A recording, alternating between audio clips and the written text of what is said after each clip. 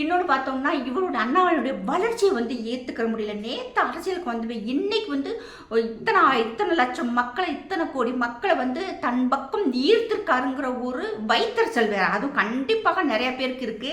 நானே நிறைய பார்த்துருக்கேன், கேட்டிருக்கேன்.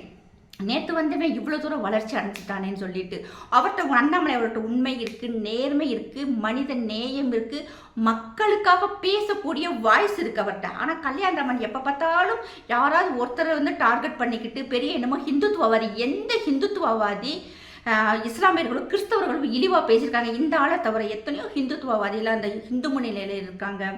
மற்ற ஹிந்து அமைப்புகளில் இருக்கவங்களுக்கெல்லாம் ஒரே வருத்தம், இஸ்லாமியர்களும் எங்களை புரிஞ்சுக்கிறணும், எல்லாரும் ஒரு தாய் பிள்ளைகளாக இருக்கணுங்கிற ஒரு மனநலதே இருக்குமே தவிர மற்றபடி போய்கிட்டு இப்படி இழிவால யாரும் இஸ்லாமியர்களையோ நபி அவர்களையோ எந்த ஹிந்துத்துவவாதியுமே பேசினதே இல்லை. இந்த ஆள் ஆர்எஸ்எஸ்ங்கிறது பொய், பாஜக காரங்கிறது பொய், அதே மாதிரி ஹிந்துத்துவவாதிங்கிறதுமே பொய்.